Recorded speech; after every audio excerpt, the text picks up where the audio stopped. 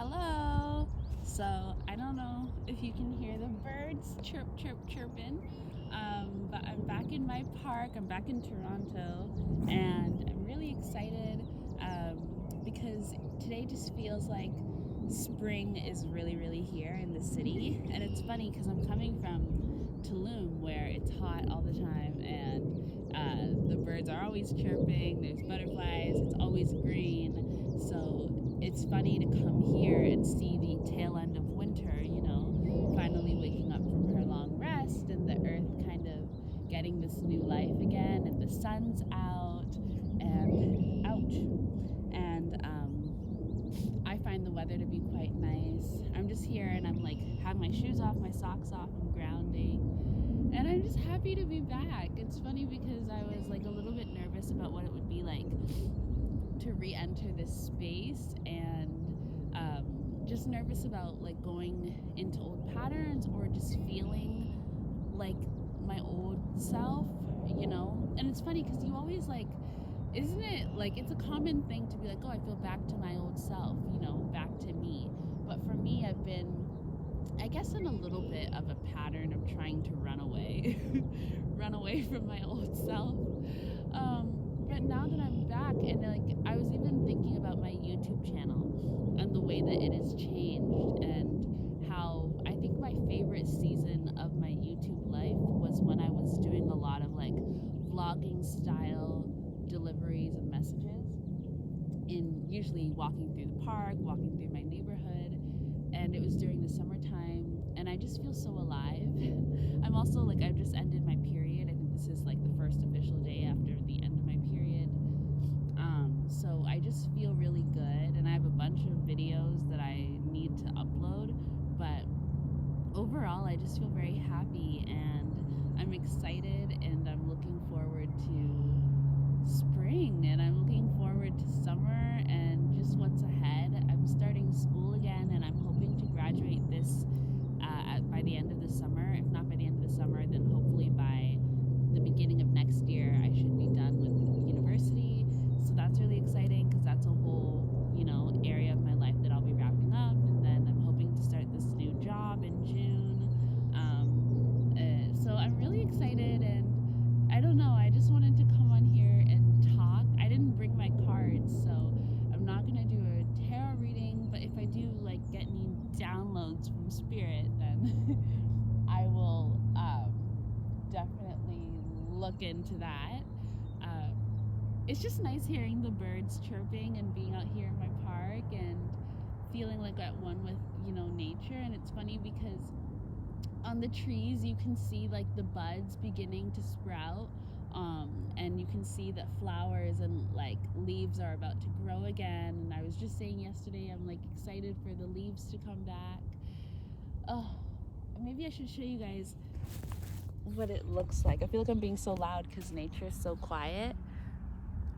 There's a little plane up there, but yeah, I don't know if you can really see the buds beginning to bloom and sprout, but they're coming through. This is my park, and this is my home, my second home basically. When I'm outside, this is my home. I really love this park so much, and it's been such a grounded place for me to be. And yeah, I think that I'm just gonna sit here and meditate.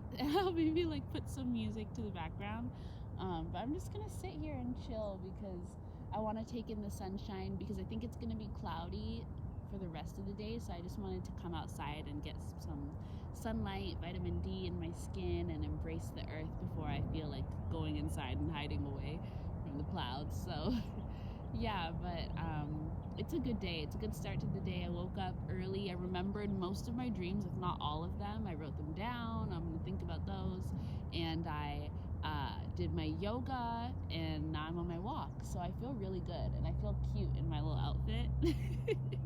I haven't showered. I haven't like done anything to be like presentable, but I put on a cute outfit, so I feel really good. Yeah, and like part of me wants to like go downtown and like go to a little bakery and get like a baked good. And if I could build my dream city, it would have all above ground transportation, because I'm the type of person where I don't have a car, and I don't know how to drive yet. I think I might learn this summer at least this year, I might put in effort towards learning strong might.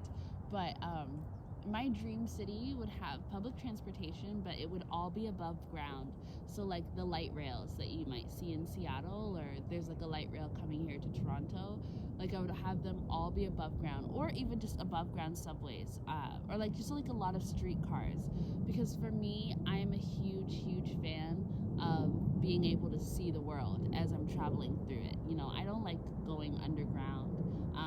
I don't like underground subways. I just really like to see nature as I'm going on my journey, especially because I tend to live a little bit out of the way. So it's a traveling experience for me, and I want to see what I'm passing through.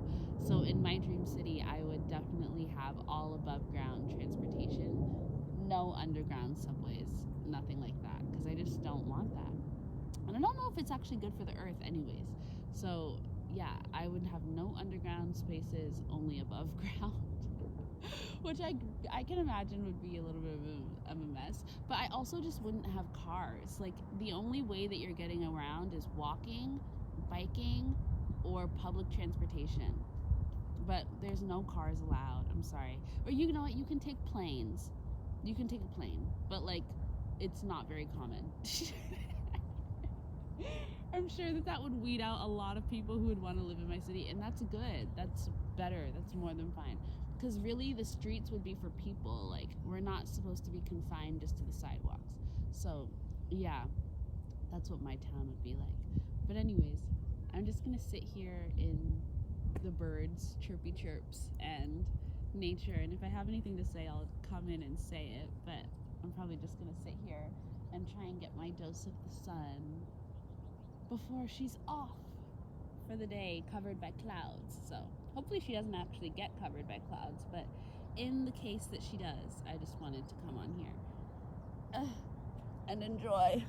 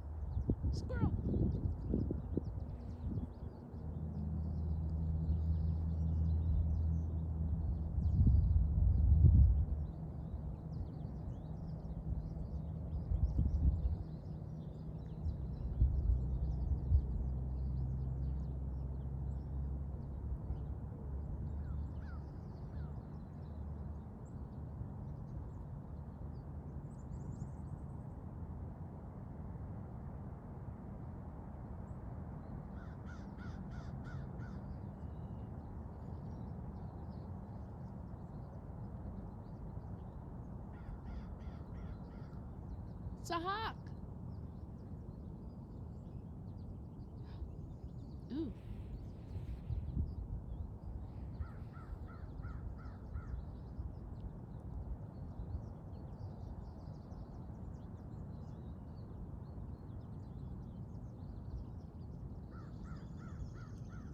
Deliverance, salvation, severance, surveyor of truth.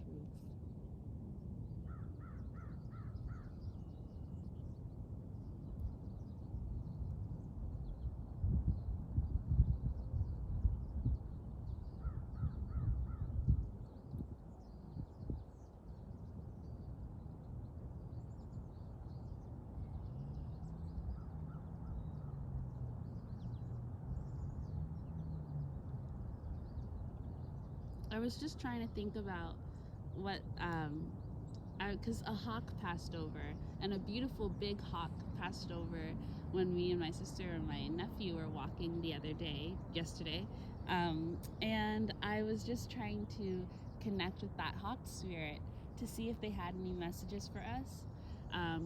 And when I was like saying, like, what messages do you have to deliver? When I was asking that, like, the term deliverance came through, as well as, like, so deliverance, like surveyor of truth, severance, surrender, a lot of that.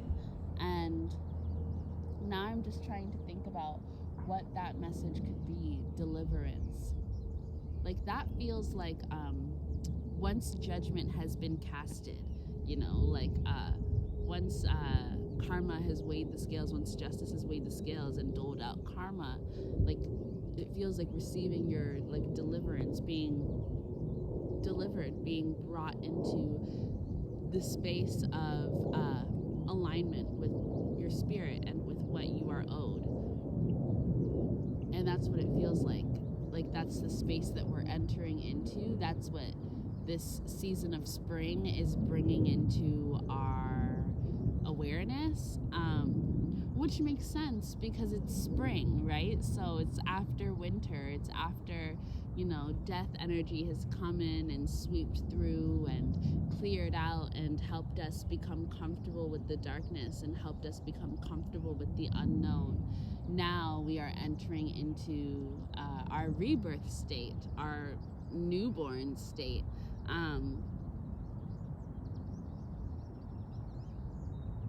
Oh, and you know what just came to mind? I was reading this article about the deaf community, and this festival that they have, and this guy who went for the first time, and he had this line in there where he was like, "I don't feel born again, I feel newborn." And that's kind of the energy that it feels like today. Like, it's so funny because spring, like, the physical only tells a quarter of the story. There is so much more to energy than just what it appears like. And I'm looking around this park, and it's the combination of the sunshine and the birds chirping and just this feeling that spring has arrived, that spring is here, that a new life is here. It doesn't matter if the trees have any leaves on them yet, or if the buds have, bloomed and blossomed, or if there's butterflies and if there's flowers. None of that matters.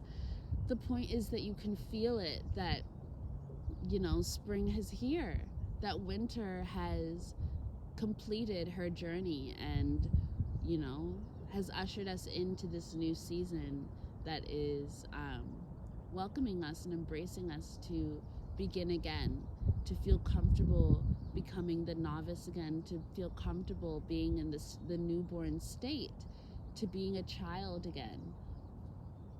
And I just think about children, and they must be so happy during this period, because it just feels like the world is recognizing them and truly seeing the divine purpose they have, and truly recognizing and acknowledging our own foundation, our own beginning. We all begin as children.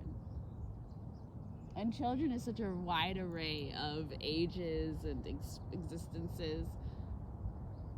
But it's the matter of the fact, and I feel really grateful to just be witness to my beautiful park and the earth in this way. And it's so quiet, and it's Easter weekend. Yesterday was Good Friday, tomorrow's Easter, today is a Saturday. And everything just feels really good, very peaceful, very calm, and I just feel really happy to just be in the middle of it all. I like almost wish I had a cozy little blanket to just bring out here and be out here in this weather, because it's not cold, but it's a little windy and I don't want to catch a cold.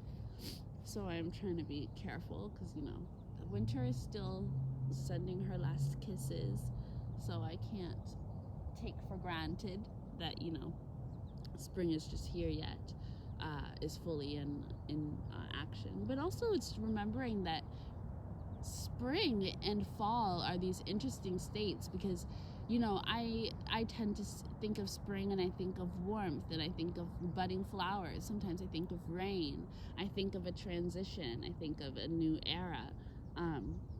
But spring is the combination of summer and winter. Spring is that love child, same as fall, they're twins. And so, sometimes spring gets more of summer's attributes than winter. But spring is also the daughter of winter, just as much as she's the daughter of summer. And it's important to recognize, what character traits she gets from her mother, what character traits she gets from death, and recognize that those are important too. There's something very fabulous about getting to sit outside in the sunlight in a beautiful park and feel the freshness, feel aliveness, feel an awakening coming into the story, beginning a new, not even a new chapter, but a new book. But also still being kind of cozy in your sweater. It's this winter and summer energy coming together to create this love child, which honors both halves. The trees are still quite naked, the world is still waking up, but you can see life beginning to rise. You can feel this energy of bloom, this energy of becoming, entering into the stratosphere, and it's very exciting, and it just makes everything feel so alive. And I just feel very grateful to be witness and to be in this presence, because this is the type of energy that most of us, we spend our days searching for these small moments of this kind of feeling. It's inner peace. I feel very peaceful right now.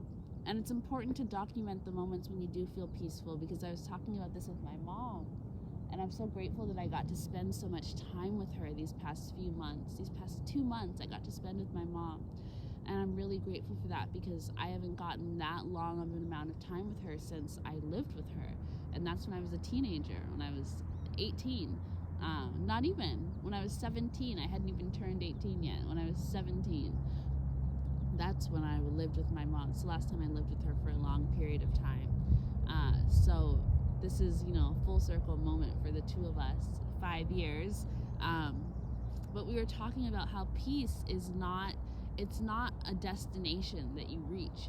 Peace is, it's like the flow of a river, and it's constantly moving, and it's not something to be chased, because it will always come back to you. It'll always come around again, but it's not a destination. So when we're thinking about our life and where we want to go and what goals we want to set and what points we want to reach, sometimes we can kind of shoot ourselves in the foot by being like, I just want to live a peaceful life. I just want to, reach this final state of being where I am at peace, because you're never going to fully always sit within peace. It's just not one of those things, Peace is something that comes and goes. But if you can find a way to ground yourself in the balance of it all, of life, then you can find a way to keep the moments of peace with you to help sustain you until you get that new era or that new wave of relief that comes in. But it's not a constant, and that's what makes peace If peace was a constant state of being, it wouldn't be peace. it wouldn't be what it is. It's a gift because it comes when it comes, and it's not all day every day. It's a gift because it's not rare, but it's ever moving and ever changing. You can't hold on to it. And I think that that's a nice thing. Keep in mind, I'm saying that as I'm in a state of peace. When I'm not feeling so peaceful, then I might be like, I want to be at peace. But, it all ends up coming into balance anyways. And I will say that I think that there are things that you can do to make peace reach you more often and more quickly, which is getting a full night of sleep. I'm realizing that. And eating what's good for your body, and what's good for your body. And I've been learning. I did this Ayurvedic body scan test thing, and it told me that I'm Vata, and it said that I like stews and soups and warm, cozy meals, and that's literally my whole thing. I love food like that, and I could eat all the time. I love food. I love eating. But yeah, so nourishing your body with what's good for you, having some type of daily practice that makes you feel proud of yourself, like yoga for me makes me feel really proud of myself and makes me feel good in my body, and I really like seeing how flexible I've become. It's just like a cool thing. And getting your full night's rest. And this is not to say that I do all these things consistently or anything like that, but I'm trying to create a new way of life for myself, and these are the things that I've been contributing to my life to try and bring in more peace, to bring in more gentleness and softness and just tranquility. And I feel that that is helping. All of these things are helping. So I just wanted to share that. But I just love being in nature, and I love rolling hills. Like I don't know why rolling hills specifically, but I love a good park. I love grass, like something I can lay in. I love lakes. I love, like, my perfect life would be like a home on the lake, and it's always summertime, or it's always spring and summer, and it's grass, and then there's water. I don't really need a whole lot of sand, but grass and then water, oh my gosh, I love, love, love, love grass. I just love the color green, and I love rolling hills, and I love just being able to sit atop here and think and just be at one with nature. And I love hearing the birds.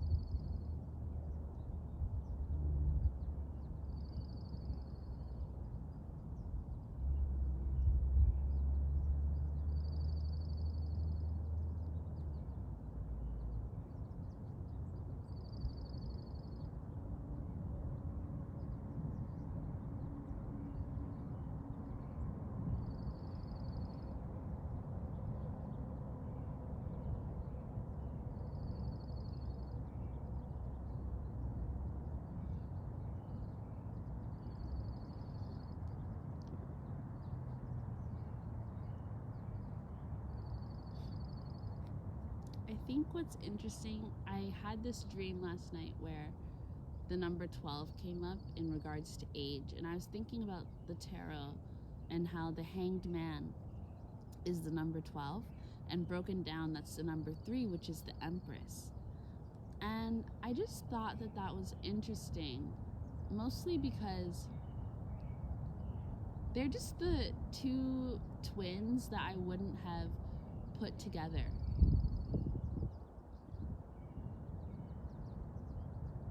like the high priestess and the judge and justice. That makes sense. Death and the emperor. Okay.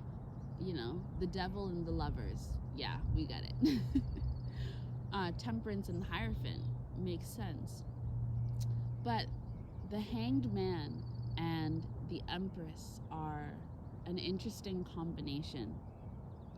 And I wonder why those are the parallels. And I was just thinking about springtime and how spring is the kiss of the mother of winter and the kiss of the father of summer, leading into summertime, walking away from the mother. And I was thinking about May and how that's Taurus, and also the Hierophant, and not the Hierophant, and the Empress. Taurus is the Empress, and May is kind of like that last kiss of spring up into summer.